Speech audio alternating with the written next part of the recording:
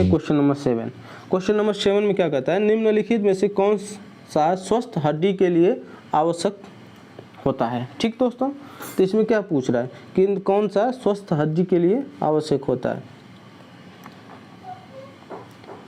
तो हम लोग एक एक करके देखेंगे।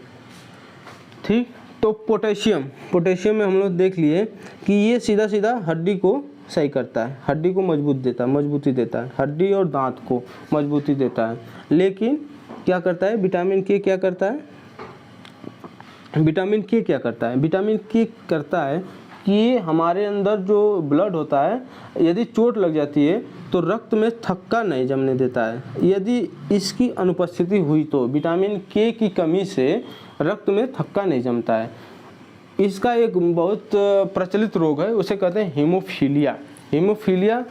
ये आनुवंशिक रोग है, इसे हम लोग राज रोग भी कहते हैं। राज रोग इसलिए कहते हैं कि विक्टोरिया जो महारानी थी इंग्लैंड की, उनके खानदान में पहली बार ये रोग पकड़ में आया था, जिसके लिए ये उनके ऑनर में, उनके सम्मान में इस रोग को राज रोग भी कहते हैं। तो दोस्तों मैं बता दूं कि विटामिन के की कमी से रक्त में थक्का नहीं जमता है, तो दूर दूर तक हमारा इससे हड्डी से संबंध नहीं है। विटामिन के हो गया। आप देखते हैं कैल्शियम, देखिए कैल्शियम भी है, तो कैल्शियम का भी मुख्य स्रोत जो होता है, मुख्य काम जो होता है हड्डियों को और दांतों को मजबूती प्रदान करना होता है। तो इससे कैल्शियम से भी हड्डी मजबूत हो रही है, दांत मजबूत हो रहा है। लेकिन अब हम लोग जो देख रहे हैं विटामिन ई जो है, विटामिन ई जो होती है, इसे हम लोग ब्यूटी विटामिन कहते हैं, ब्यूटी विटामिन कहते हैं, जनन विटामिन कहते हैं। तो अब हम लोग देख सकते हैं कि इसका भी सीधा संबंध हड्डी से नहीं है। अब विटामिन ई का, इसको टोकोफेरॉल, इसका जो रासायनिक नाम है टोकोफेरॉल, और ये हमारे अंदर जो होता है, अगर जिस व्यक्ति के अंदर इसका विटामिन ई की कमी है, वो अगर महिला है तो उसे बाजपन की शिकार हो जाती है, यदि पुरुष है तो नपुंसकता का शिकार हो जाता है। और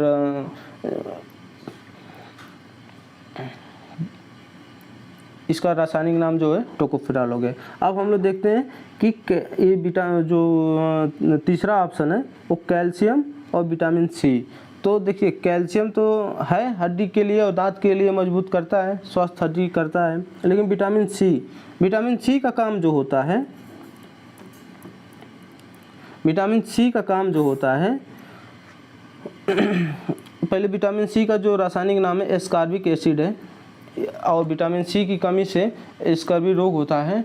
और ये जो काम करता है, जैसे सर्दी जुकाम नहीं होने देता है, ठंडी नहीं लगता है, हाथ पैर में ठंडी नहीं लगती है, और सर्दी जुकाम नहीं होने देता है, और त्वचा को मजबूती देता है, बाल को चमकदार बनाता है, त्वचा को चमकदार बनाता है। यदि जिस व्यक्ति के अंदर विटामिन सी की कमी है तो उसके अंदर शारीरिक क्षमता कम हो जाती है, थकान हो जाता है, शरीर सूज जाती है, तो इत्यादि जो काम होते हैं विटामिन सी का काम होता है, इन सब चीज़ों को सुरक्षा प्रदान करना होता है। इसमें हड्डी से कोई संबंध नहीं होता है। अब हम लोग देखते हैं कि 4 नंबर का जो ऑप्शन है उसको देखते हैं। तो कैल्शियम तो हम लोग देख लिए कि ये जो होता है दूध में पाया जाता है, और चूना में भी पाया जाता है, और मांस में भी पाया जाता है। ठीक, कैल्शियम हमारा तो हो गया। ये जो हड्डी को क्या करता है,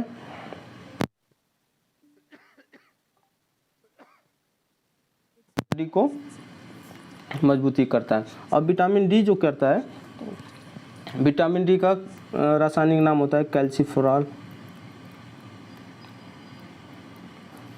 विटामिन डी का काम होता है कैल्सिफेरॉल। ये जो होता है हड्डियों को भी और दांत को भी मजबूत करता है। इसके स्रोत को हम लोग देखते हैं, इसका स्रोत क्या होता है। अब विटामिन डी जो होता है ये हमारे शरीर में बनने वाला होता है। तो ये जो होता है ये हमारे शरीर में विटामिन डी बनता है। तो पूछ देगा कि निम्न में से कौन सा जो विटामिन है जो हमारे शरीर के अंदर बनता है, तो वो विटामिन डी है वो हमारे त्वचा के अंदर बनता है।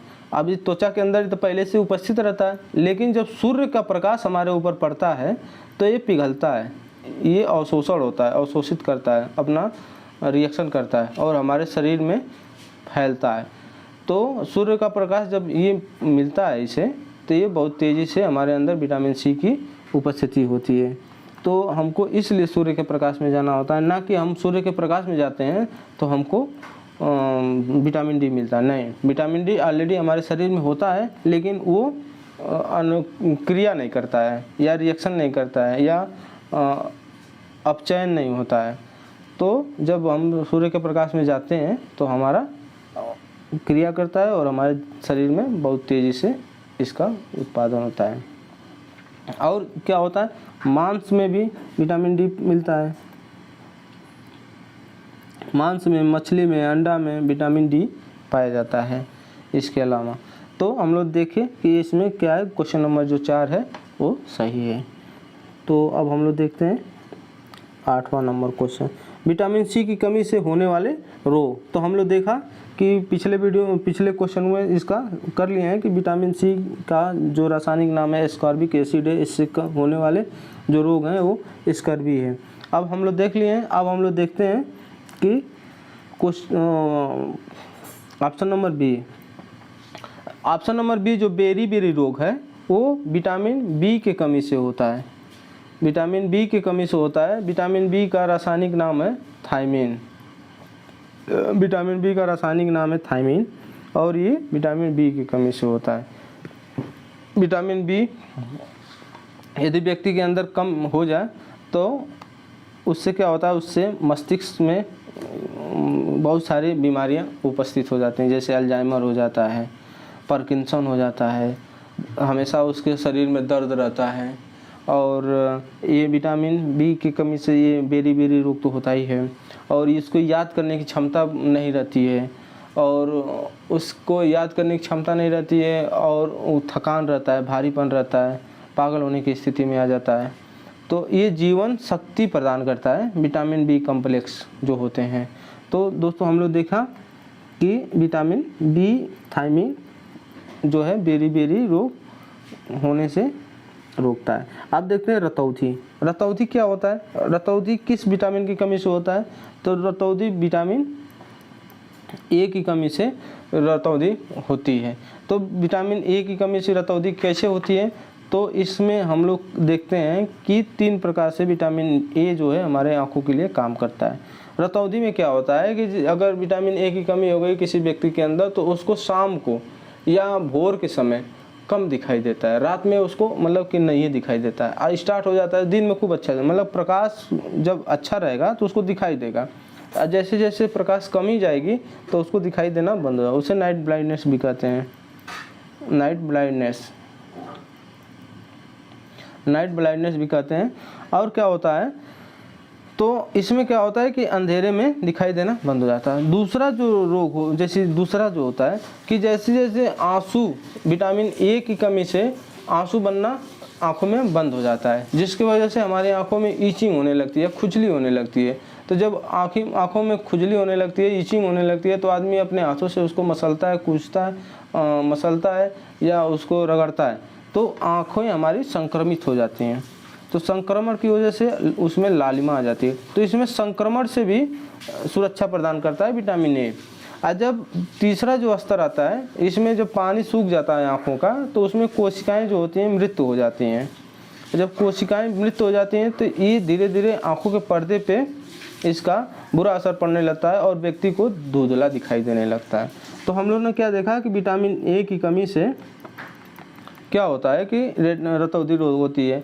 और रतौंधी रोग कैसे हमको प्रभावित करता है, विटामिन ए के जो स्रोत हैं, पहले विटामिन ए का जो स्रोत है वो क्या होता है, पीला, हरा, नारंगी, ये जो रंग के पेड़ पौधे हैं तो उनसे हमको विटामिन ए मिलता है। तो पीला रंग में क्या होगा, पपीता हो गया, आम हो गया, ठीक। हरा में हरी सब्जी, पत्तेदार सब्जी हो गई, साग हो गया, ठीक दोस्तों। अब सरसों का साग, चना का साग, मक्के का मटर का साग इत्यादि साग हो गए, तो इसमें क्या होता है, तो इनसे हमको क्या मिलता है, विटामिन ए मिलता है। अब नारंगी में हमको क्या मिलेगा, गाजर मिल गया, गाजर आँखों के लिए कितना अच्छा होता है, गाजर हो गया, शलजम हो गया, शकरकंद हो गया, इत्यादि जो होते हैं इनसे हमको विटामिन ए की पूर्ति होती है। ये प्लांट जनित होते हैं, ये प्लांट हैं। और